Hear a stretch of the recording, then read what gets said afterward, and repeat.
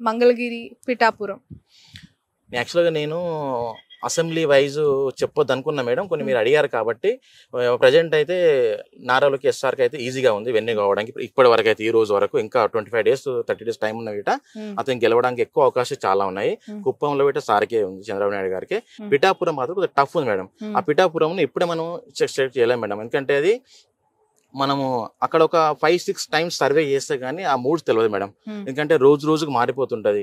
అంటే వీళ్ళు చేసే ప్రచారం బట్టి, వీళ్ళు ఇచ్చే కమ్యూనిటీ బట్టి, వీళ్ళు ఇచ్చే మేనిఫెస్టో బట్టి పబ్లిక్ అనేది ఇంకా స్టిల్ అక్కడ ఇంకా డిసైడ్ కాలేదు మేడం. పర్టికులర్ ఓట్ షేర్ అనేది ఇంకా ప్రజెంట్ అయితే పర్టికులర్ పిఠాపురం మాత్రం టఫ్ ఉంది మేడం.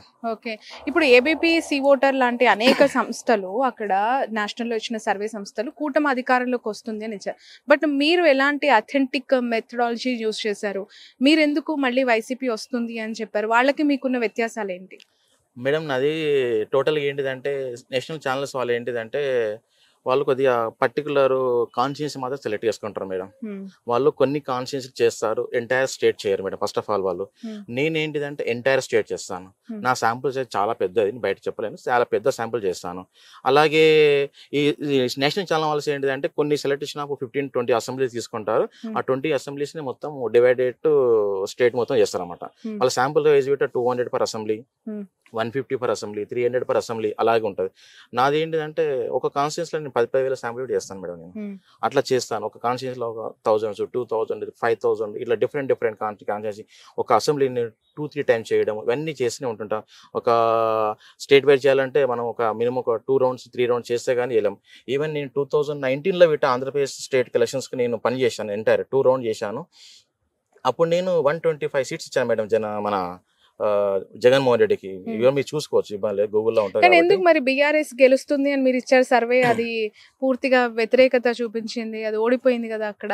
దీన్ని మీరు పదే చాలా మంది కోట్ చేస్తూ ఉన్నారు. అగ్రి మేడం, నేను ఒప్పుకుంటాను మీ మాట. నేను యాక్చువల్గా ఏంటిదంటే మేడం, నేను 100% నేను ప్రీపోల్ను రిలీజ్ చేయను మేడం. ఫస్ట్ ఆఫ్ ఆల్ నేను యాక్చువల్గా ఏంటంటే ఇప్పుడు ఇంకా 1 month ఉంది కాబట్టి మీతో మాట్లాడుతున్నాను. యాక్చువల్గా నేను అదే నేను 1 week 2 days ఉంటే అసలు మీతో మాట్లాడలేను. ఎందుకంటే నా రిపోర్ట్స్ 99 కాదు 100% సక్సెస్ చేయడానికి ఆస్కారం ఉంటుంది. ఎందుకంటే నా క్లయింట్ కంపల్సరీ నేను ఏదైనా చెప్తాను, ఓడిపోతావు అంటే ఓడిపోతావు, గెలుస్తావు అంటే గెలుస్తావు, అలాంటి పని నేను చేస్తాను.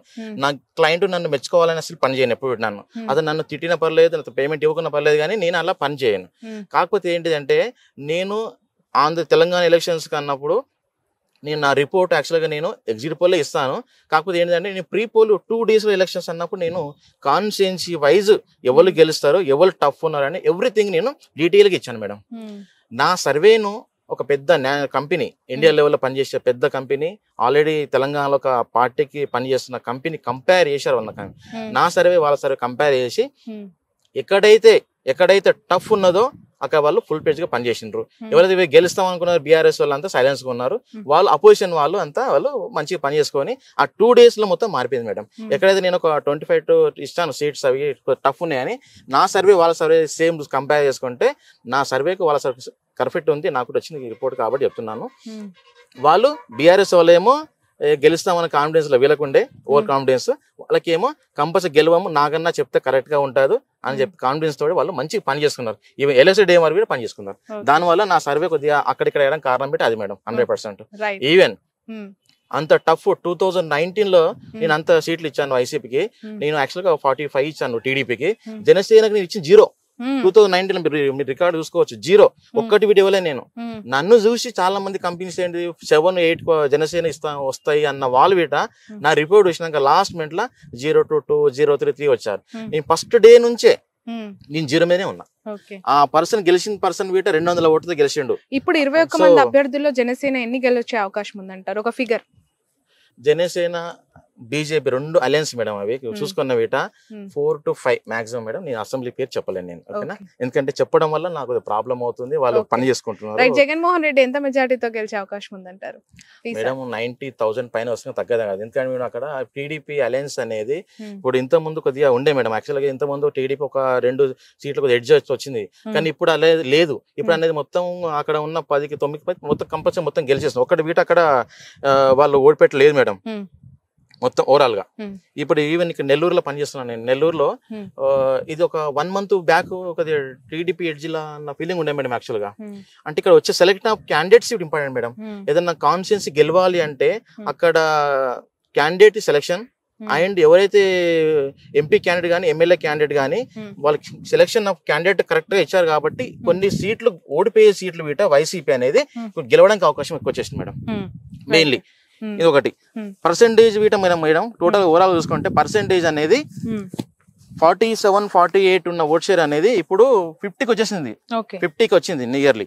ఇప్పుడు ఇంకో కొన్ని అదే రాయలసీమ లో గల 54-55. ఈ నెల్లూరు పార్లమెంట్ లో Vijayasai Reddy versus Vemireddy Prabhakar Reddy. Yes madam. ఇక్కడ ఏ విధంగా ఉంది ఈ పార్లమెంట్ సెగ్మెంట్? మేడం ఇక్కడ నేను చాలా పెద్ద పని చేశాను మేడం. యాక్చువల్ గా నేను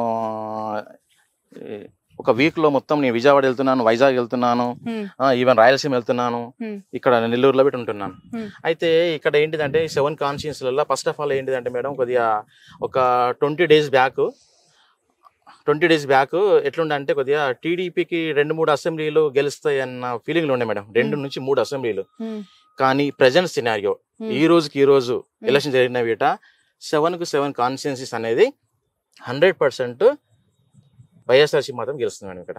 ఎందుకంటే కంపేర్ టు లాస్ట్ 25 days ఈ ప్రజెంట్ సర్వే చూసుకుంటే మొత్తం ఓట్ షేర్ అనేది వైఎస్ఆర్సీపీ ఓట్స్ పెరిగిపోయింది. ఎమ్మెల్యే క్యాండిడేట్ ఓకేనగా ఎంపీ క్యాండిడేట్ విజయసాయి రెడ్డిని ఇక్కడ దించడం వల్ల ఆ పర్టికులర్ కాన్స్టిట్యున్సీ యొక్క వాల్యూ పెరిగిపోయింది. సపోజ్ విజయసాయి రెడ్డి కాకుండా వేరే వాళ్ళు వస్తే మనకు ఇబ్బంది ఉండే మేడం ఇక్కడ. అంటే విజయసాయి రెడ్డి అనే క్యాండిడేట్ పక్కా ఏదో పని చేస్తాడు, కమిట్మెంట్ చేసుకున్న క్యాండిడేట్, జగన్ సార్ కు దగ్గర ఉంటాడు, ఇతని వల్ల కంపల్సరీ ఏదో పని చేసుకోవచ్చు అనేది, లేక పని చేసుకోవచ్చు, డెవలప్ చేసుకోవచ్చు అనేది పబ్లిక్ లో అయితే ఉన్నది మేడం. అది విజయసాయి రెడ్డి ద్వారా రావడం వల్ల ఇక్కడ ఉన్న నెగిటివ్ ఓట్ అనేది పాజిటివ్ అయిపోయింది madam. Present till today 7 constituencies అన్ని. బట్ ఎలాంటి ఆధారాలు నాగన్? ఎందుకంటే ఇక్కడ నారాయణ లాంటి ఒక ఆర్థిక బలం పుష్టిగా ఉన్న లీడర్స్ ఉన్నారు, వేమిరెడ్డి లాంటి ఒక బిగ్ షాట్స్ ఉన్న ఈ నియోజకవర్గం వెరీ అంటే I mean power packed constituency Nellore is. అటు క్యాస్ట్ పరంగా ఇటు ఫైనాన్షియల్ పరంగా నారాయణ ఉండొచ్చు సారీ కానీ అలాగే వేమిరెడ్డి సార్ ఉండొచ్చేమో.